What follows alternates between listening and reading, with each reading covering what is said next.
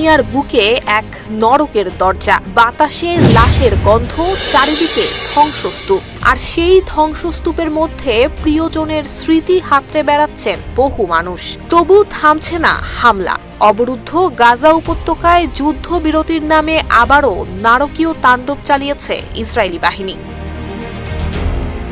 সম্প্রতি ইসরায়েলের প্রধানমন্ত্রী বেনিয়ামিন নেতানিয়াহু স্পষ্টভাবে জানিয়েছেন, যুদ্ধবিরতি আলোচনার মাঝেও বর্বরতার মাত্রা আরও তীব্র হবে এবং তেল আবিব নিজের লক্ষ্য অর্জন না করা পর্যন্ত অভিযান অব্যাহত থাকবে। প্রধানমন্ত্রীর সঙ্গে সুর মিলিয়ে দেশটির প্রতিরক্ষা মন্ত্রীও হামাসকে সতর্ক করে দিয়ে বলেছেন, যদি সবুজ সংকেত না দেয়া হয় তবে নরকের দরজা খুলে দেয়া হবে।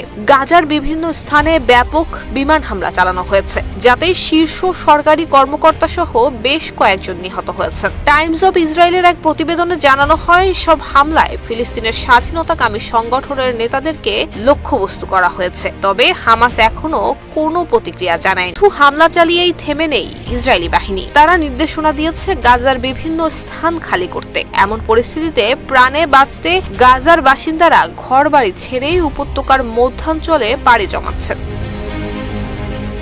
এদিকে জাতিসংঘের মহাসচিব অ্যান্তোনিও গুতেরেস গাজায় পুনরায় আগ্রাসনের জন্য গভীর শোক প্রকাশ করেছেন। জেনেভায় এক সংবাদ সম্মেলনে তিনি বলেন, ফিলিস্তিনের জনগণের জন্য অসহনীয় দুর্ভোগ সৃষ্টি হয়েছে। জাতিসংঘ ইসরায়েলকে চাপ দেবে যাতে যুদ্ধবিরতি মেনে চলা হয় এবং মানবিক সহায়তা অব্যাহত রাখা যায়।